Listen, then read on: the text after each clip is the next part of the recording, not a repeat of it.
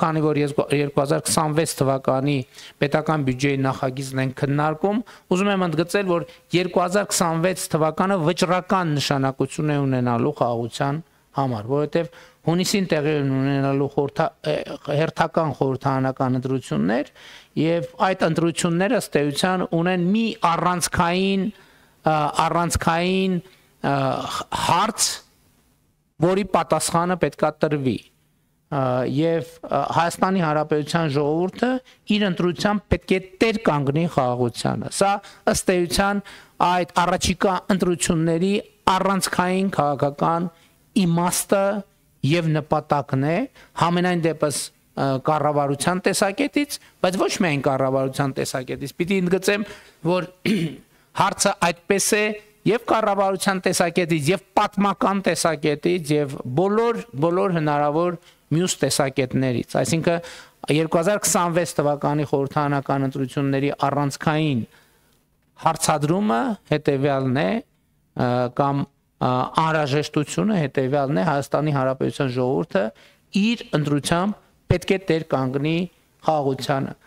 Հակառակը Հայաստանը յետ գլորելն է կոնֆլիկտի եւ ֆորպոստի տրամաբանության մեջ, ուզում եմ ընդգծել, որ խաղաղությանը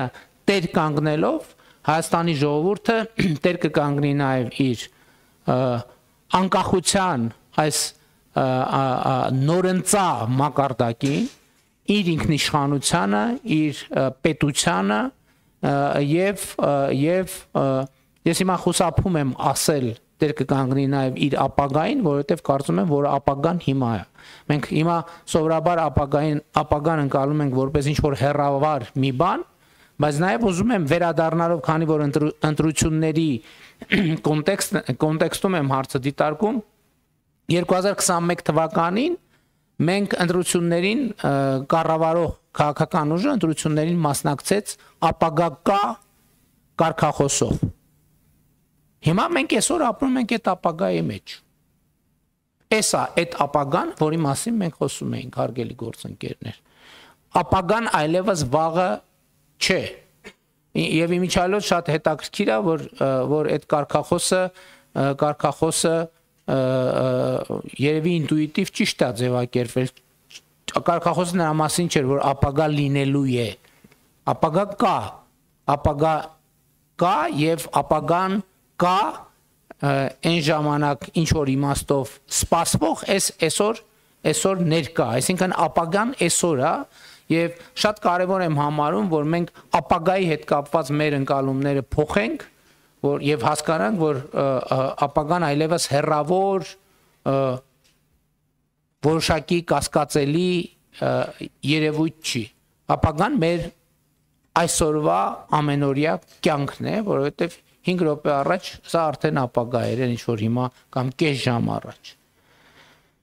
Եվ այս առումով իհարկե առանցքային նշանակություն ունի, այդ թվում խաղաղության տրամաբանության մեջ, այն որ մենք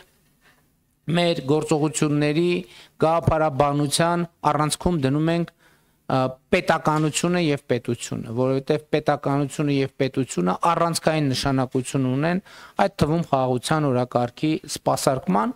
բայց նաեւ պետության ֆունկցիան շատ կարեւոր է ճշգրտել եւ այս ընթացքում իրական Հայաստանի գաղափարախոսությամբ մենք ճշգրտել ենք նաեւ այդ ֆունկցիան, որովհետեւ հնչած թե չհնչած, ձևակերպված թե չձևակերպված, մեր իրականության մեջ այդ հարցը գոյություն ուներ։ Ի վերջո ինչի համար է պետությունը, ինչի համար է Հայաստանի Հանրապետությունը։ Նախորդող շրջանում ձևակերպված թե չձևակերպված, գիտակցված թե չգիտակցված, ըստ էության մենք առաջնորդվել ենք այն տրամաբանությամբ, որ Հայաստանի Հանրապետությունը հենման կետ է բնույթով այլ պետություն ունենալու համար։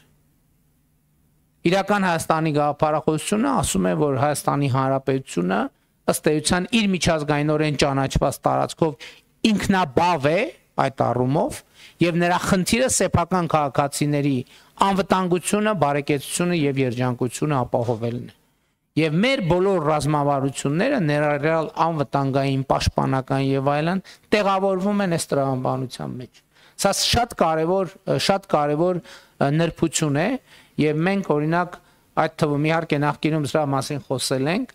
ասել ենք նաեւ, որ այո, մենք այսօր շատ մեծ տեմպերով զարգացնում ենք մեր բանակը